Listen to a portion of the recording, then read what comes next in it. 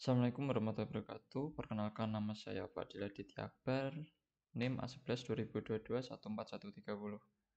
Di sini saya akan mempresentasikan tentang ujian akhir semester saya, yaitu di mata kuliah penambangan data kelompok A11 4515. Itu dengan tugas selesaikan prediksi status dengan menggunakan decision tree. Untuk datasetnya sendiri yaitu di sini itu berupa cirrhosis patient survival prediction. Untuk datasetnya itu ada dataset kategorisnya yaitu bertipe tabular, subjek areanya health dan medicine, associated text-nya yaitu bertipe classification. Untuk fitur tipenya itu ya ada real dan kategorikal. Untuk instance-nya ada 418 data. Untuk fiturnya ada 17 fitur dan di sini terdapat missing value-nya untuk data tersebut.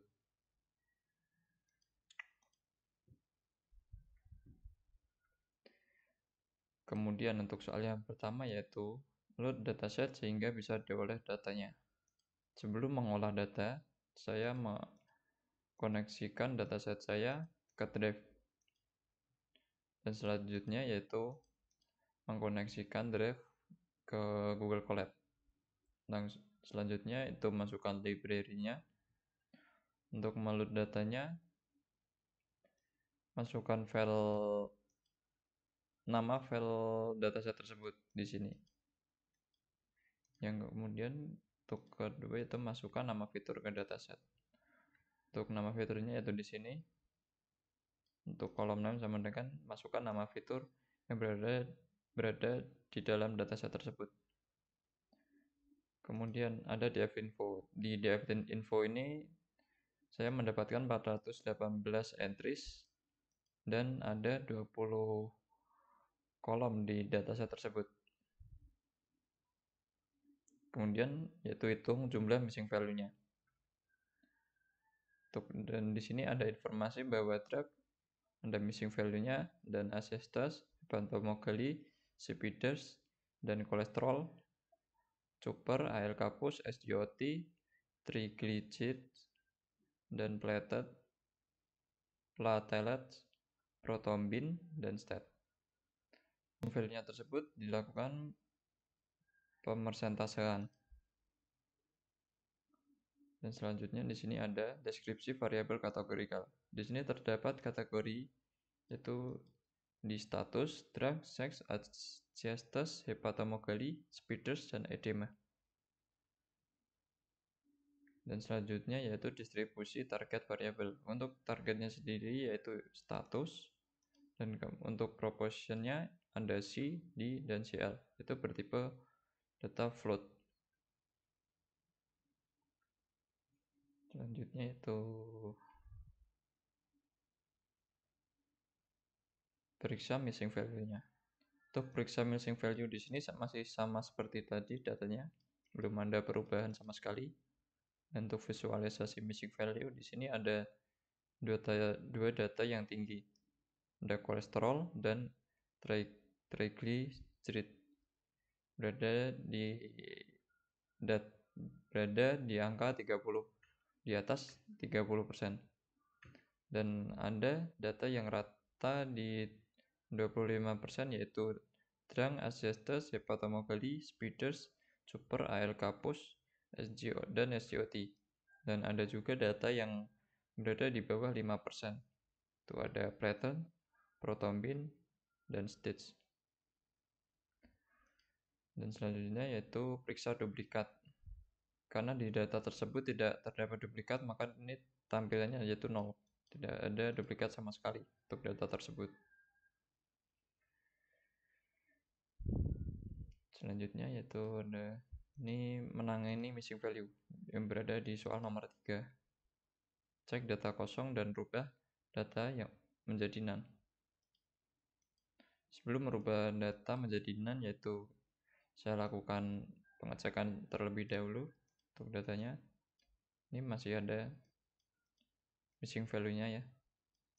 Dan kemudian yaitu dilakukan pembersihan untuk missing value-nya. Itu dirubah menjadi none. Ini sudah menjadi none semua atau 0. Dan kemudian yaitu ada menangani duplikat. Dan karena di data tersebut tidak ada duplikat, maka untuk datanya masih sama seperti awal tadi, yaitu berjumlah 418 data. Ini masih sama seperti tadi, 418 data. Kemudian setelah dilakukan pembersihan, lalu simpan dengan nama cirrhosis clean .csv.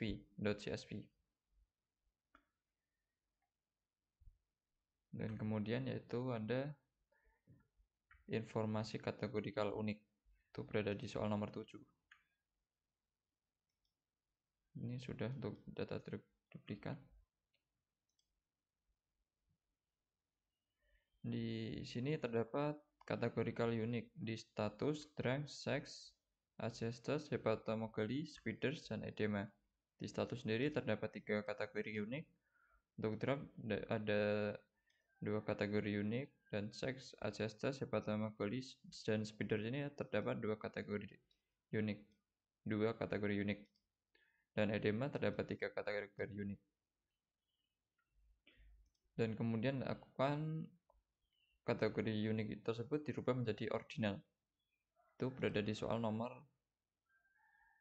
8, konversikan nilai kategorikal menjadi ordinal. Yang pertama yaitu ada target statusnya dirubah menjadi, untuk D dirubah menjadi 0, C dirubah menjadi 1, CL dirubah menjadi 2. Untuk kolom drugnya ada 2 tipe kategorikal. Untuk D peniselamin dirubah menjadi 0, untuk placebo dirubah menjadi 1, dan untuk ini kolom seks, untuk kategorikal uniknya F dirubah menjadi 0, M menjadi 1, dan untuk ancestors, hepatomegaly, dan speeders, untuk kategorikal Y-nya dirubah menjadi 1, N-nya dirubah menjadi 0.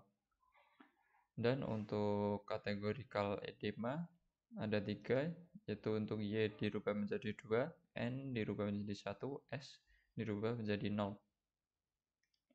Jadi sini menampilkan data yang telah diubah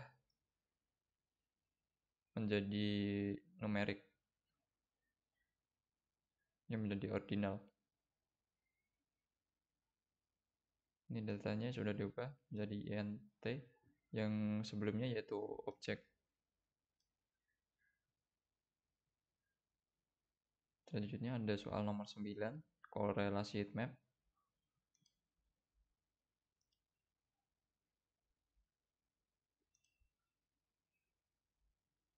Ini ada di sini. Kemudian ada soal nomor 6 yaitu 17 fitur dengan bar chart. Itu ada Endai, Strang, AIDS, Sex, Ancestors, Hepatomegaly, Speeders, Edema, Bilirubin, Kolesterol, Albumin, Super, AL Capus, SGOT, Triglyceride, Platelets, Prothrombin. Dan selanjutnya itu penghapusan fitur bernilai konstan, berada di soal nomor 5. Ini merupakan tabel yang data yang bernilai konstan. Kemudian itu penghapusan fitur berkorelasi tinggi. Karena di data tersebut tidak terdapat korelasi tinggi, maka 0, dan juga di sini datanya masih sama, tidak ada perubahan karena tidak ada korelasi yang tinggi. Dan selanjutnya yaitu bagi data menjadi training dan testing. Untuk data di sini yaitu pisahkan fitur terlebih dahulu dan dengan target, yaitu fitur status dan targetnya sama status. Dan untuk pengujian data saya menggunakan ukuran 20% atau 0,2, dan untuk melatih data yaitu sebesar 80%. Kemudian dilakukan pembangunan decision tree-nya, itu inisialisasi model seperti ini, melatih model, prediksi, dan evaluasi. Dan untuk decision tree performance-nya mendapatkan akurasi 69%, precision mendapat 69%, rekalnya mendapat 69%.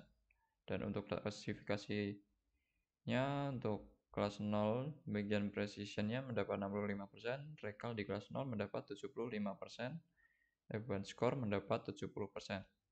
Dan di kelas 1 precision-nya mendapat 79%, rekalnya mendapat 70% di kelas 1, advance score di kelas 1 mendapatkan 74%. Dan untuk di kelas 2 itu sama rata di angka 20% untuk precision, rekal, dan advance score-nya. Dan untuk akurasinya sendiri mendapatkan 69%. Dan berikut yaitu ada confusion metric-nya untuk bagian decision tree performance-nya. Terdapat 24 data yang benar diprediksi di kelas 0.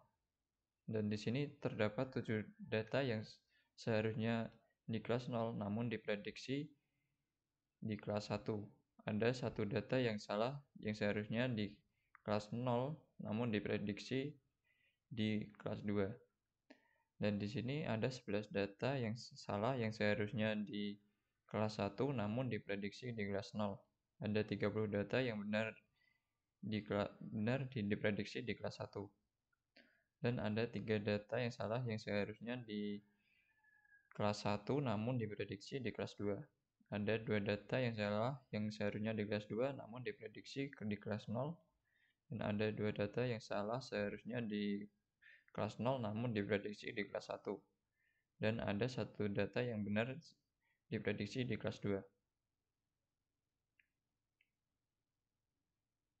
Berikut adalah fitur impotence-nya.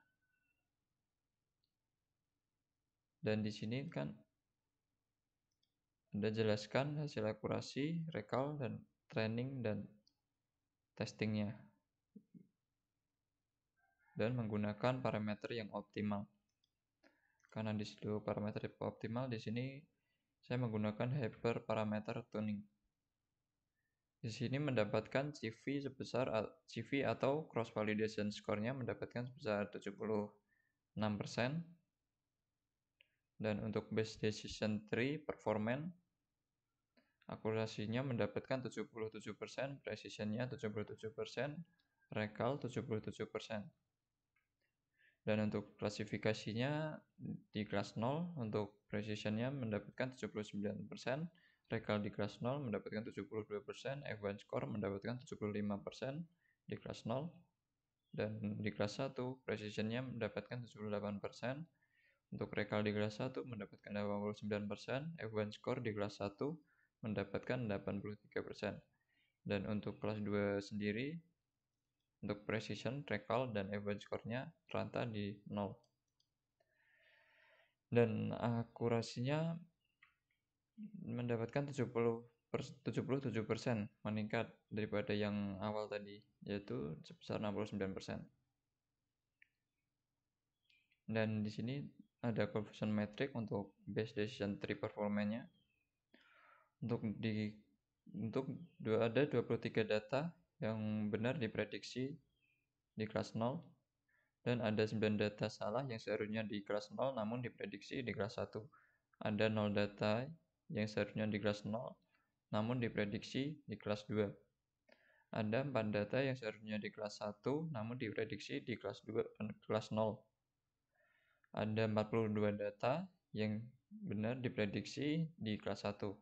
Ada 1 data yang salah yang seharusnya di kelas 1 namun diprediksi di kelas 2. Ada 2 data yang salah yang seharusnya di kelas 2 namun diprediksi di kelas 0. Ada 33 data yang salah yang seharusnya di kelas 2 namun diprediksi di kelas 1. Ada 0 data yang diprediksi di kelas 2. Dan cukup sekian presentasi dari saya. Apabila ada salah kata, mohon maaf dan terima kasih.